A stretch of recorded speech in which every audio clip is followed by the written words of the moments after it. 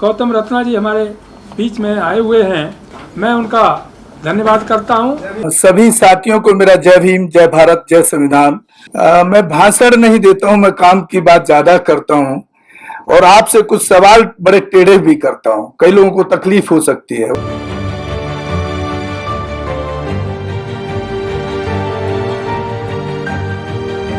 आप में से कई वकील होंगे, कई अच्छे इंजीनियर होंगे, कई पढ़े लिखे लोग होंगे और मुझे लग रहा है सब पढ़े लिखे तो हैं ही हैं और जब एक सामाजिक मूवमेंट में काम कर रहे हैं तो बहुत कुछ जानते भी होंगे। एक सवाल कर रहा हूं, उनमें से उस सवाल का जवाब जिसके पास पॉजिटिव हो तो बताइएगा।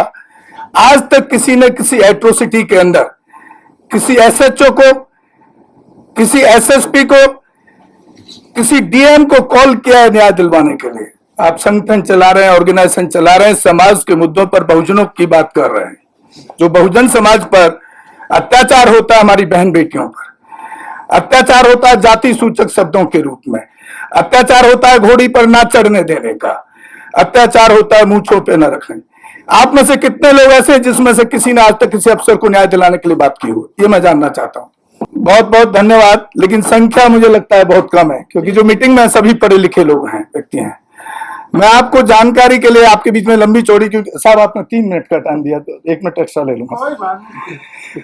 एक तो सिर्फ मैं काम की बात ज्यादा करता हूं पूरे देश के अंदर, ये भाषण नहीं है, असलियत में कर रहा हूं। आप मेरे चैनल पे देख सकते हैं, ऑडियो रिकॉर्ड करता हूं, वो ऑडियो सुन सकते हैं।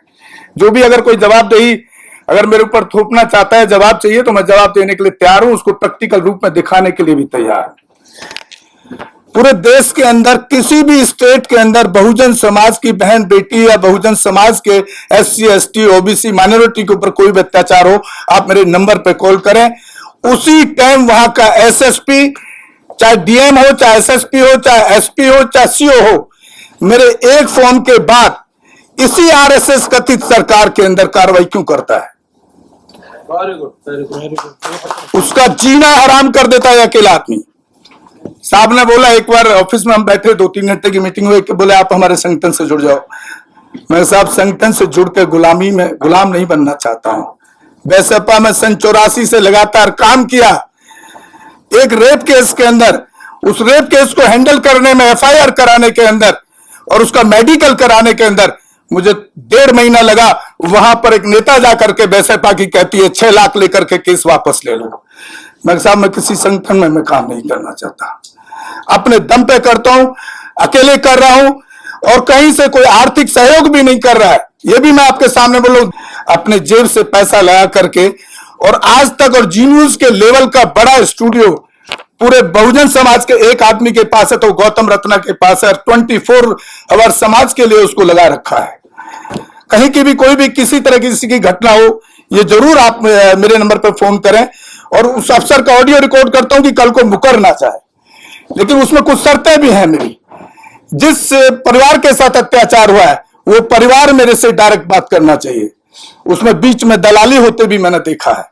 मेरे नाम पे लोगों ने, मैं न्याय दिलाने का काम कर रहा हूं, मेरे नाम पे भी मीडिएटर पैसा खा गए वहां पर कई जगह, और फिर फोन नहीं उठाता है।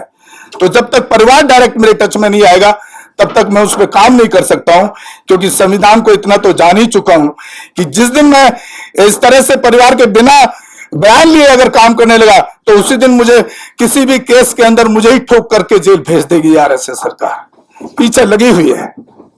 1 हफ्ता अपना स्टूडियो बंद रखना पड़ा, फरारी काटनी पड़ी है। ऐसे केसेस को भी मैंने हैंडल किया है। तो दूसरी बात, हम सामाजिक, आर्थिक, राजनीतिक पे बात करते हैं। मैं सामाजिक आंदोलन के एक सिद्धांत पे चलता हूं, जो साहब काशीराम कहते थे, राजनीतिक आंदोलन चले या ना चले, सामाजिक आंदोलन चलना चाहिए। मैं सिर्फ सामाजिक आंदोलन की बात करता हूं और सामाजिक काम की बात कर रहा हूं। मुझे राजनीति में 34-35 साल लगा करके कहीं कोई रिजल्ट नहीं दिख रहा है। कोई किसी को जाकर के सरेंडर कर देता है। बीपी मौर्य यही किया, पासवान यही किया, मायावती ने यही किया, आपका अठावले यही कर रहा। मैं तो खुलेआम बोलता हूं, उदित राज ने भी यही किया। ये सबसे ज्यादा गद्दार जो समाज का संगठन खड़े करके जो नेता बनते हैं, यही आपको बेचते हैं। ये कड़वी सच्चाई, आप मानिए मत मानिएगा। गौतम रत्ना अकेले कैसे न्याय दिला रहा है? इतने इतने संगठनों में इतने इतने हजारों लाखों लोग इकट्ठे होते हैं, एफआईआर तो तब भी वही होगी। आपका एफआईआर संविधान में जो एक्ट है उसके बदल जाएगा कि आपके 10 लाख लोग इकट्ठा करने से। आपको सिर्फ नॉलेज चाहिए, ब्रेन चाहिए कि आपको उसको कि इसको हैंडल कैसे करना है। एक्ट वही लगेगा जो संविधान में बनता है। इसके नाम पे हमारे समाज के ऊपर जो उत्पीड़न होता है उसको राजनीतिक संगठन बेचने का काम करते हैं, मैं सीधा बोल रहा हूं। दूसरा, एक आर्थिक तौर पे एक और अनाउंसमेंट आपके बीच में कर रहा हूं। मेरा दिल्ली के अंदर मीडिया के साथ साथ एक फिल्म प्रोडक्शन हाउस भी है।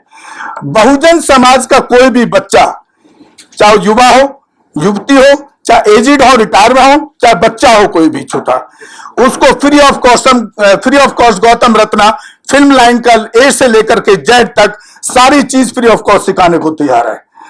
तो आपको और क्या चाहिए? तो इतने बड़े बड़े संगठन के बाद भी हमको कुछ दिखता नहीं है, मतलब एक ठोस कहीं रणनीति कुछ दिखती नहीं है। इसलिए मैं संगठनों के प्रोग्राम में जाने से अच्छा मैं सोचता हूं कि मैं जाऊंगा 3 घंटे 4 घंटे मेरा खराब होगा, उससे अच्छा मैं 2 या 4 बच्चे तैयार कर रहा हूं। और एक केस को हैंडल करने में, अत्याचार के में महीनों 15 20 दिन, एक हफ्ता लगता है, एक सच्चाई है। तो सर मैं इसी बात के साथ अपनी बात को यहीं खत्म करता हूं, क्योंकि काफी लोग हैं, सबको बोलने का टाइम मिलना चाहिए। सभी साथियों को धन्यवाद। हमारे channel constitution like, share subscribe देखना मत भूलिएगा। जय भीम, जय भारत, जय संविधान। नमो बुद्धाय। धन्यवाद।